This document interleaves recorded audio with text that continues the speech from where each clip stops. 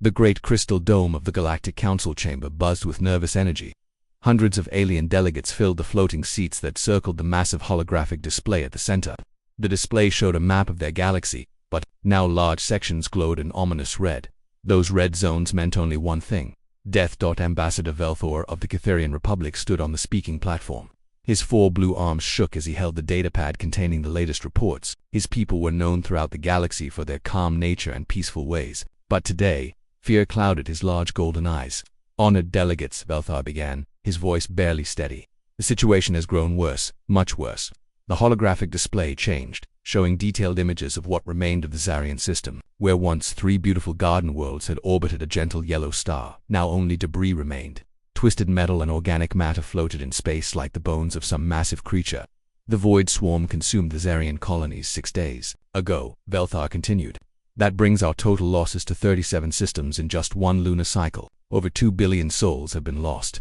Murmurs of horror rippled through the chamber. The Zephyrian delegate, a tall warrior with scales that shifted from blue to angry red, slammed his clawed hand on his desk. We have tried everything, General, Thaxmer of the Zephyrian Empire declared. Our best warships cannot stop them. They adapt to our weapons too quickly. They learn from every battle and become stronger. Council Chairman Mordic floated at the center of the chamber. His crystalline body pulsed with soft light as he processed the terrible news. His species, the Luminari, had evolved on peaceful crystal worlds where conflict was unknown. The very concept of total war was alien to them. What of the hegemony, fleet? Chairman Mordic asked. Surely their advanced technology can provide some solution. Commander Zixtal of the hegemony shook her elongated head. Her people were masters of energy, weapons, and shield technology. If anyone should have been able to stop the swarm, it was them. We lost 12 dreadnoughts in the last engagement, she reported with shame. The swarm ships, they consume our energy weapons. They literally eat our plasma beams and grow stronger. Our shields mean nothing to them. The chamber fell silent. The hegemony had never lost even a single dreadnought in living memory. To lose 12 in one battle was unthinkable. Dr. Quinara, the galaxy's leading expert on the void swarm, stepped forward. Her insectoid features twitched with nervous energy as she spoke. The swarm is not like any enemy we have faced before, she explained. They are a hive mind. Each ship is both individual and part of the whole. When they consume a world, they break down all biological matter and use it to create more ships. They grow stronger with every victory. How long do we have? Asked the delegate from the Outer Rim colonies. Dr. Quinara's compound eyes dimmed. Their current rate of expansion. They will reach the core worlds within 4 months. After that, she did not need to finish. Everyone knew what would happen to the galaxy's most populated systems. The chamber erupted in panicked voices. Representatives demanded answers that no one had. Some called for evacuation plans. Others suggested hiding in the galactic edge territories. A few even spoke of surrender, hoping the swarm might show mercy. But Chairman Mordic raised his crystalline hand for silence. When the chamber quieted, he spoke words that many had been thinking but none dared say aloud. Perhaps, he said slowly, it is time to consider the unthinkable option. Every delegate knew what he meant. In the restricted files of the Galactic Council lay reports about a species that most civilized beings preferred to forget existed, a species from a world so hostile that it had produced the most dangerous predators anyone had ever encountered. You cannot mean ... double quotes Ambassador Velthar began. The humans, Chairman Mordic said simply. The word hung in the air like a curse. Most species knew of humanity only through warnings and horror stories. They came from a world the galactic community had classified as a Class 12 Deathworld, the highest classification possible. Earth is a nightmare, General Thaxmer said with a shudder. I have read the reports. Predators that hunt in packs, weather that can kill in minutes, plants that are poisonous to touch, water that falls from the sky like weapons. And somehow, the humans are the apex predators of that world, which is exactly why we might need them, Chairman Mordic replied. The swarm has defeated every civilized military force we have sent against them. Perhaps we need something uncivilized. The hegemony commander stood up abruptly. This is madness. The humans are barely spacefaring. They have only achieved faster than light travel within the last 50 years. What could they possibly do that? Our advanced fleets cannot. Dr. Quinara spoke up quietly. The humans have something we do not. They evolved as persistence hunters on a world that tried to kill them every day. They understand warfare in ways we never could. Every human child learns about conflict and survival from birth. It is built into their very nature. They are also incredibly violent, added the Centauri delegate. The few trading posts that have dealt with them report that humans consider warfare to be an art form. They study it like we study poetry. Ambassador Velthor looked around the chamber at the faces of his fellow delegates. Fear and desperation warred with civilized reluctance to associate with such a dangerous species. What if we contact them and they decide we would make good prey? He asked. The reports say they are pack hunters. What if they see weakness in our request for help? Then we die as prey instead of dying as food for the swarm, Chairman Mordick said grimly. At least with the humans we might have a chance. The debate continued for hours. Some delegates argued that contacting the humans would be inviting a different kind of destruction. Others pointed out that they were facing extinction anyway. Finally, a vote was called. The holographic display showed the results as they came in. The measure passed by a narrow margin of just 12 votes. Chairman Mordick's crystalline body pulsed with decision. Very well. We will send a distress signal to Earth. May the cosmic forces have mercy on us all. Ambassador Velthor was chosen to compose the message. As he worked on the words that might save or doom their civilization, he wondered what kind of response they might receive from the death world called Earth. The signal was prepared and transmitted toward the Sol system, using the fastest quantum communication array available. As it raced through space carrying their desperate plea, none of the delegates could imagine what their call for help would bring. They expected perhaps a few hundred ships and some military advisors. After all, how large could the fleet of a young spacefaring species possibly be? They were about to learn that when it comes to humans, expectations are usually wrong. Admiral Park Taman stood on the bridge of the UES Indomitable, watching the stars through the massive viewscreen. His weathered face showed the scars of 40 years in space, including a long mark across his left cheek from the asteroid mining wars. At 62 years old, he had seen more combat than most humans could imagine. The bridge around him hummed with quiet activity. Officers moved between stations with practiced efficiency. The Indomitable was the flagship of the Terran defense fleet, and her crew was the best humanity had to offer. Admiral called Communications Officer Lim Suho from his station. We're receiving an unusual transmission. It's coming from outside our sector. Admiral Park turned toward the young officer. Define unusual, Lieutenant, sir. It appears to be from an alien source. The signal structure is completely unlike anything in our databases. The computer is working on translation now. The Admiral felt his pulse quicken. For 50 years, humanity had wondered if they were alone in the universe. The discovery of faster-than-light travel had opened the possibility of meeting other intelligent species. But until now, space had seemed empty of other civilizations. Put it on the main display, Admiral Park ordered. The view screen flickered and changed. Strange symbols appeared, shifting and reorganizing as the computer worked to decode them. Slowly, words began to form in Korean, then English, then other human languages. Greetings to the humans of Earth. We are the Galactic Council, representing 47 species across this galaxy. We send this message in our darkest hour. A terrible enemy threatens all life in our galaxy. We request your aid against the Void Swarm. The message continued, describing the alien threat and the desperate situation facing the galactic community. Admiral Park listened with growing amazement and concern. Analysis. Commander Lee. He said to his tactical officer. Commander Lee Nari was 35 years old and considered one of the finest military minds of her generation. She had graduated top of her class from the Advanced Warfare Academy and had never lost a strategic simulation. Sir, if this message is genuine, we're looking at a hostile force that has consumed 37 star systems. The tactical data they've included suggests an enemy that adapts quickly and grows stronger with each victory. She paused, studying the data streams flowing across her console. Admiral, their casualty reports are staggering. Over 2 billion beings killed in just 1 month. If these numbers are accurate, this Void Swarm represents an extinction-level threat. Admiral Park nodded grimly. What about their military capabilities? How do they compare to our forces? That's where it gets interesting, sir. Based on their weapon signatures and tactical reports, these alien species appear to favor energy-based weapons and defensive strategies. Their battle reports read more like humanitarian missions than military operations. Lieutenant Colonel Kim Dong-ho stepped forward from his position near the back of the bridge. He was the leader of the Void Hunters, humanity's elite special forces unit designed for space combat.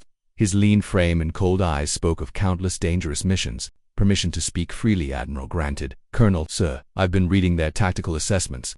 With respect to our alien friends, they fight like civilians. Their idea of acceptable casualties appears to be zero. They retreat when they should advance. They negotiate when they should attack. Chief Engineer Yang Soo-jin looked up from her station. She was responsible for maintaining not just the Indomitable, but also overseeing the most classified military projects in human space. Admiral, if I may add something. We've been preparing for exactly this kind of scenario for decades. Ever since we achieved FTL travel, we've known we might encounter hostile aliens. Our entire military doctrine is built around the assumption that any alien contact could be hostile. She gestured toward her display, which showed technical specifications that would have amazed the alien species. The Prometheus Project ships are ready for deployment. We have weapons systems these aliens have never imagined. Kinetic bombardment platforms, adaptive AI-controlled fighter swarms, and viral warfare programs designed to corrupt any computer system. The Admiral considered this information carefully. Humanity had learned hard lessons about warfare through their brutal history. 2 world wars, countless smaller conflicts, and the resource wars that had nearly destroyed Earth in the 24th century had taught them that peace was something you fought for, not something that simply existed. "What's our current fleet strength?" Admiral Park asked. Commander Lee consulted her displays. "Full mobilization would give us 3,200 combat vessels, sir. That includes everything from scout ships to the new Titan-class dreadnoughts." 3,000 ships, the Admiral mused. "The aliens probably expect us to send a few hundred at most." Dr. Ru Haijin, the fleet's chief xenobiologist, had been listening quietly from her science station. She was one of the few humans who had studied the possibility of alien contact from a biological perspective. "Admiral, there's something else to consider. Based on their message, these alien species appear to be what we would classify as prey animals that developed intelligence. Their entire civilization seems built around cooperation and peaceful coexistence." She pulled up comparative biological data on her screen.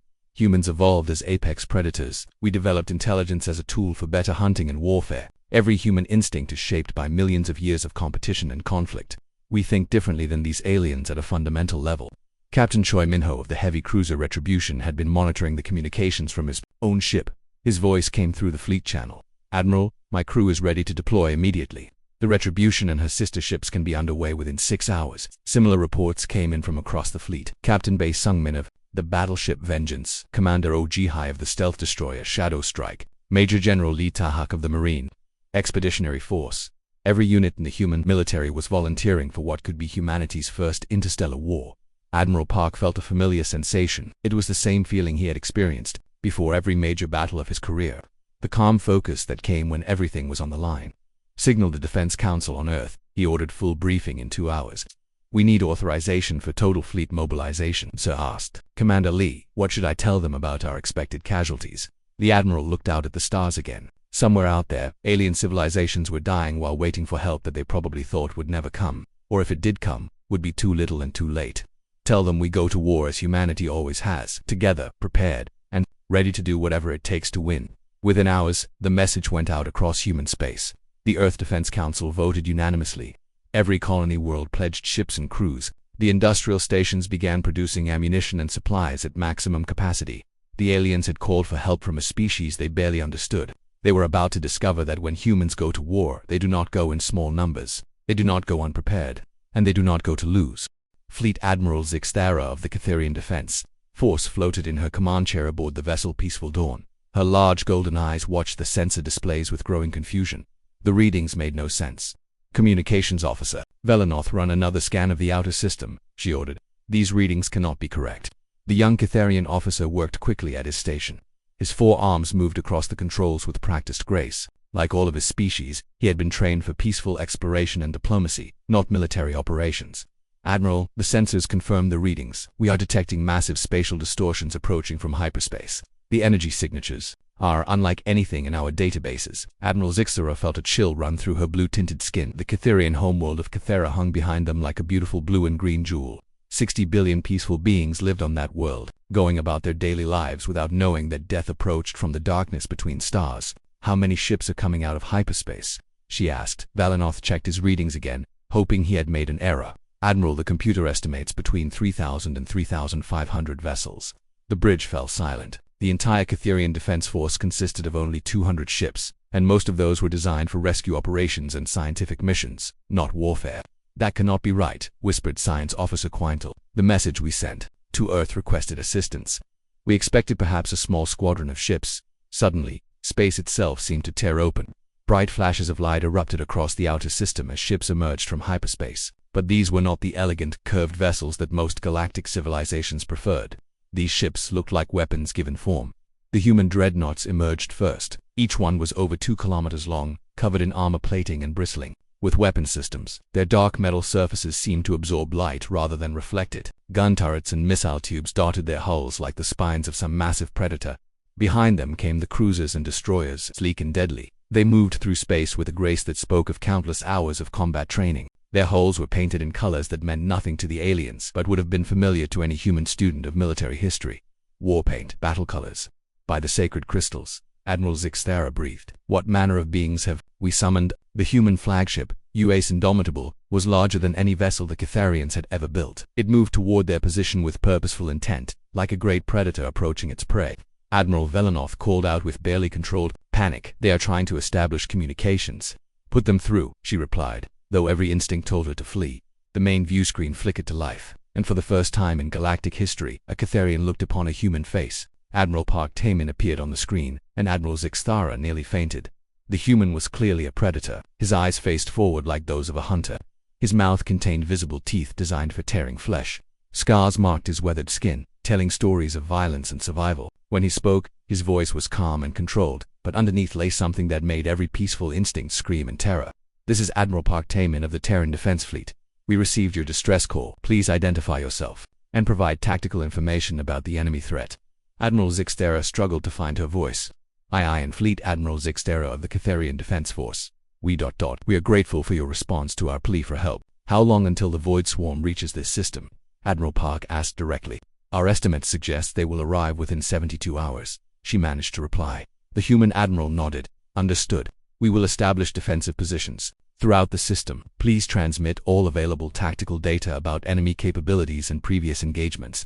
As the data transfer began, more human ships continued to emerge from hyperspace. Admiral Zixthara watched in growing horror as the alien fleet arranged itself around her homeworld.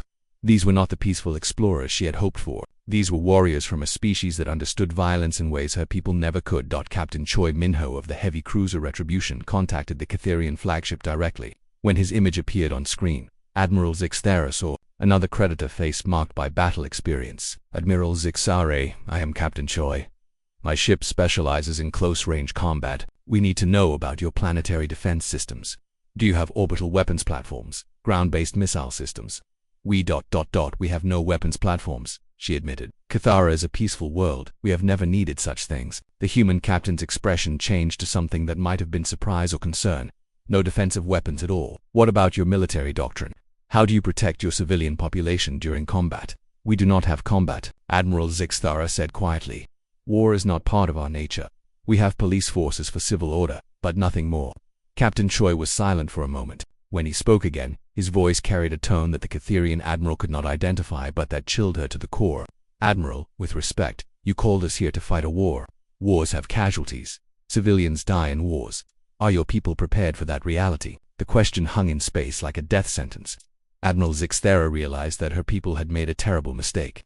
They had called for help from a species that considered warfare to be normal. These humans spoke of acceptable losses and tactical casualties as if they were discussing the weather. Dr. Ruhai Jin, the human xenobiologist, tried to bridge the growing gap between the species. Her image appeared on a secondary screen, and while she looked less threatening than the military officers, her words carried their own horror. "Admiral Zixare, I should explain something about human evolution. Where you come from what you would classify as a Class 12 Deathworld.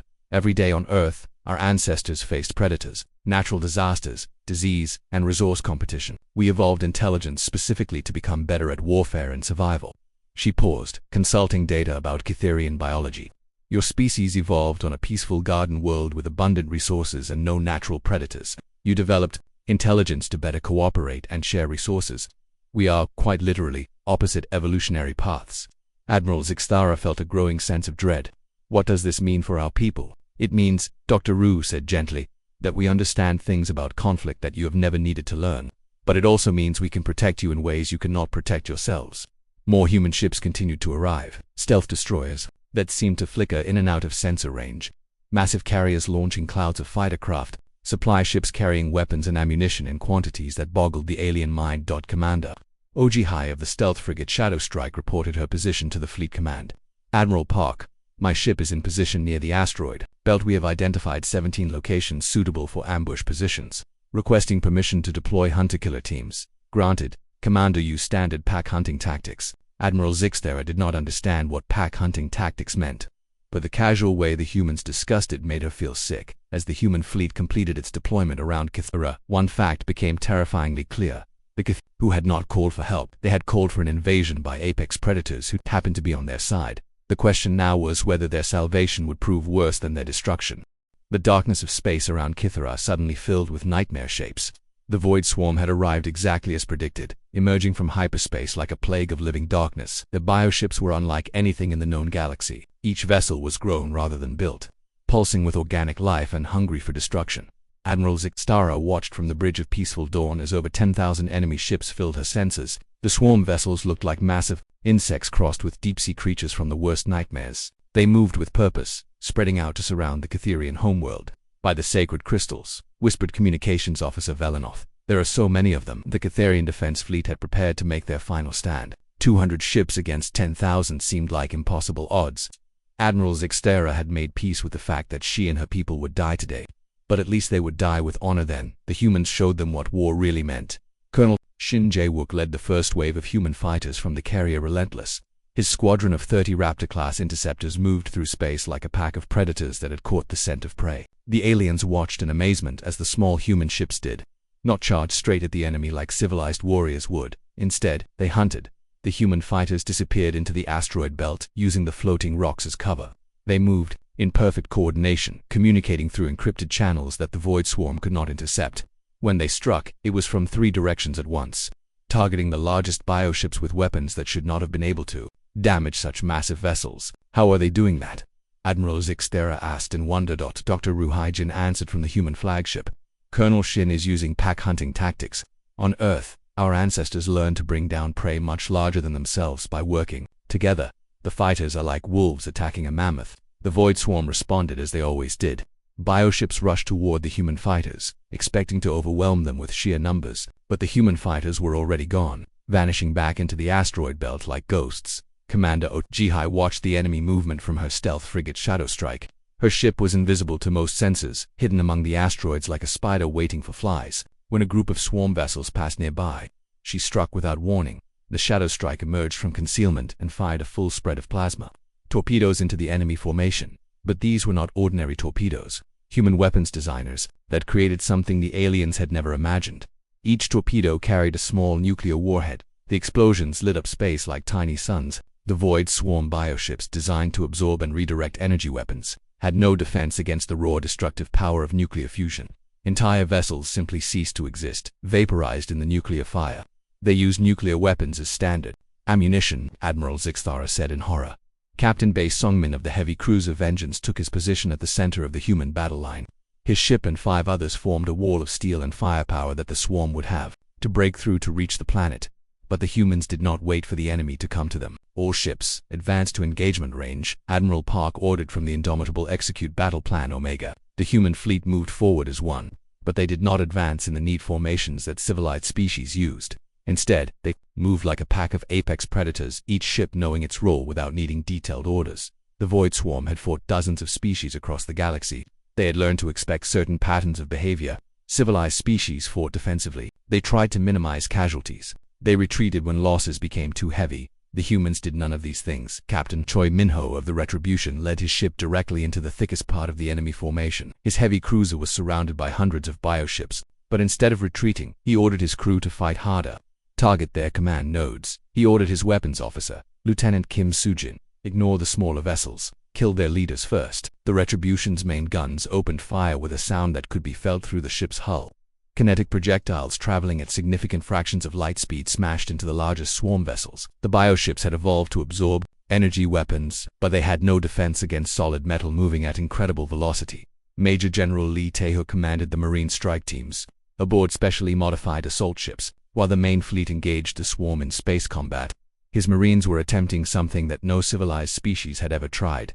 They were boarding the enemy bioships. "Remember your training," he told his troops over the communication system. "These are not ships in the traditional sense. They're living creatures. Target the neural clusters, disrupt their ability to think and coordinate." The Marines used weapons that would have horrified the peaceful alien species.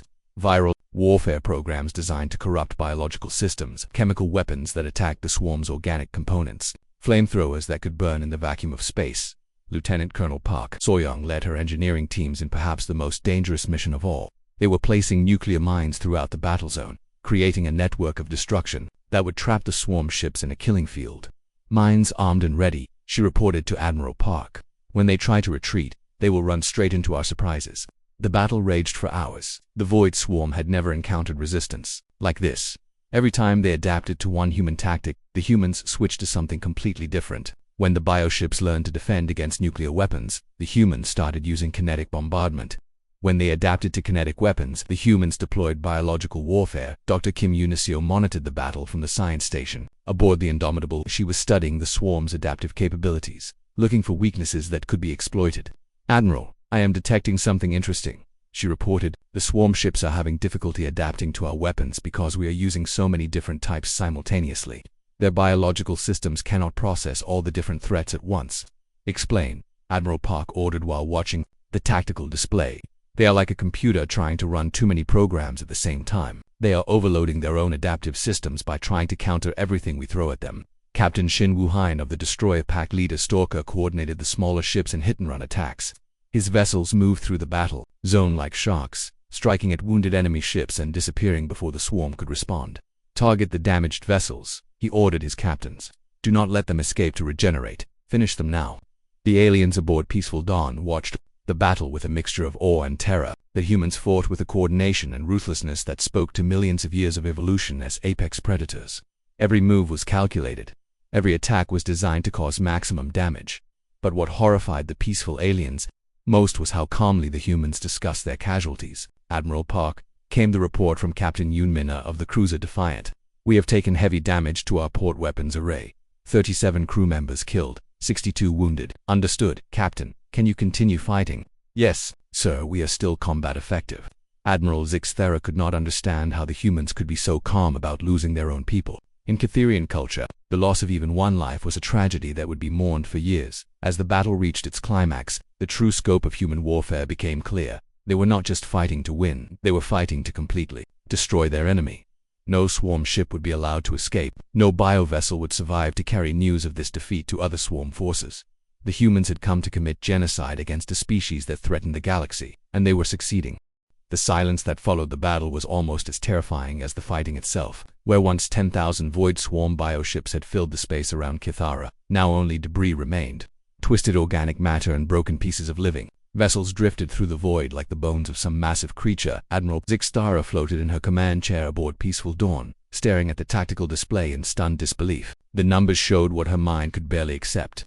The void swarm was gone, completely destroyed. Not a single bioship had escaped to carry word of their defeat to other swarm forces. "Communications Officer Velanoth," she said quietly, "confirm the sensor readings. Are there any surviving enemy vessels?" The young Catharian checked his instruments 3 times before answering.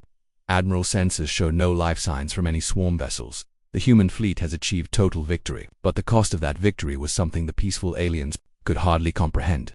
The human fleet had lost 200 ships and over 30,000 crew members, yet Admiral Park spoke of these losses as if they were acceptable. "Admiral Park," Admiral Zixthara called to the human flagship, "Your losses. 30,000 of your people died to save ours. How can you be so calm about such tragedy?" The scarred human admiral appeared on her viewscreen. His expression was tired but not sorrowful in the way she expected. "Admiral Zixthara, in human military doctrine, we planned for acceptable casualties before any engagement. 30,000 lives. To save 60 billion and stop a galaxy-wide extinction event is what we call a strategic victory." The words chilled her to the core. These humans calculated death like a mathematical equation. Across the Catherian system, human ships were already beginning cleanup and defensive operations. Lieutenant Colonel Park Soyoung directed her engineering teams as they established weapons platforms and sensor arrays throughout the system. "We need early warning systems at every jump point," she told her subordinates. "If any more swarm forces exist in this galaxy, they will come here eventually. We need to be ready." The aliens watched in growing unease as the humans fortified their system. These were not temporary defensive measures. The humans were building permanent military installations as if they planned to stay forever. Dr. Kim Unisio worked with teams of scientists aboard several human vessels, studying the remains of the void swarm. Her research would be crucial for developing countermeasures against any future swarm encounters. "Admiral Park," she reported, "analysis of the bioship remains shows that the swarm operates through quantum-linked neural networks. We can develop jamming technology to disrupt their coordination if we encounter them again." "If we encounter them again?" Admiral Zixthara asked. "Do you believe more of these creatures exist?" Dr. Kim nodded seriously. "The swarm's behavior suggests they are part of a much larger organism spread across multiple galaxies. This force was likely just one tendril of something much bigger." The implications of her words struck the alien admiral like a physical blow. If the swarm existed in other galaxies, then the threat to all life was far greater than anyone had imagined. 3 days after the battle, representatives from the Galactic Council arrived to witness what the humans had accomplished. Ambassador Velthor of the Catharian Republic led a delegation that included Chairman Mordic and delegates from every major species. What they found changed everything. They thought they knew about warfare and galactic politics. Major General Lee Taihuk presented the council with detailed battle reports and strategic assessments. His presentation was clinical and professional, describing the systematic destruction of an enemy force as if he were discussing weather patterns. The Void Swarm threat in this sector has been eliminated, he reported. However, our analysis suggests this was only a small portion of their total forces. We recommend immediate establishment of joint defense commands throughout the galaxy. Chairman Mordic's crystalline body pulsed with nervous energy. Joint defense commands. What exactly are you proposing? Admiral Park stepped forward, his weathered face serious. Chairman, with respect, your species have proven unable to defend themselves against this threat. The swarm will return, probably in greater numbers. When they do, you will need protection. What kind of protection? Asked the Zephyrian delegate, General Tha. Permanent human military presence in all inhabited systems, Admiral Park replied. Early warning networks, weapons platforms, training programs for your defensive forces, and most importantly, pre-positioned human fleets ready to respond to any threat. The alien delegates looked at each other with growing alarm. This was not what they had expected when they called for help. Ambassador Velthor spoke carefully. Admiral Park, we are grateful for your assistance, but what you are describing sounds less like protection and more like occupation. Captain Choi Minho of the Retribution joined the conversation from his ship. Ambassador, let me be direct. Your species called us because you were facing extinction. We prevented that extinction. Now we are offering to ensure it never happens again. He paused, letting his words sink in. You can accept our protection, or you can face the next threat alone. But understand this, we will not allow another genocidal force to threaten galactic civilization. Whether you invite us to stay or not, we will maintain the capability to respond to such threats. The council delegates realized they were facing an impossible choice: accept human protection and lose their independence, or refuse it and risk facing the next crisis without the only force that had proven capable of stopping extinction-level threats. Dr. Ruhaijin tried to soften the impact of the ultimatum. Honor delegates, humans do not wish to rule over other species. We simply want to ensure that what happened with the Void Swarm never happens again. We can work together to create a security framework that protects everyone while respecting your autonomy. But her words could not change the fundamental reality. The humans had weapons and military capabilities that dwarfed anything the galactic community could field. They had proven they could destroy threats that others could not even slow down. Commander O.G. Hai reported from her stealth frigate as it patrolled the outer system. Admiral, we have identified optimal positions for permanent monitoring stations. With your permission, I will begin deployment of long-range sensor arrays. Permission granted, Commander. The alien delegates watched helplessly as human military assets spread throughout their system. Within days, Kithara would be one of the most heavily defended worlds in the galaxy. But it would also be under human control, whether the Kith wanted it or not. Admiral Zixthera finally understood the terrible irony of their situation. They had called for help from the most dangerous species in the galaxy. That help had saved them from extinction. But now they lived under the protection of predators who could destroy them as easily as they had destroyed the swarm. Admiral Pot, she said during their final communication. What assurance do we have that humanity will not become the threat we need protection from? The human admiral was silent for a long moment before answering. Admiral, you have no such assurance. You called us because you were desperate. Now you must live with the consequences of that choice. His words hung in space like a death sentence. However, Admiral Pot continued, I will tell you this. Humans protect what we consider ours. As of today, this galaxy is under human protection. That makes every species in it part of our responsibility. The message was clear. The galactic community now existed under human guardianship. Whether that would prove to be salvation or a different kind of doom remained to be seen. The Deathworlder fleet had not been the help the aliens expected, but it had been exactly what they needed. The question now was whether they could survive their salvation.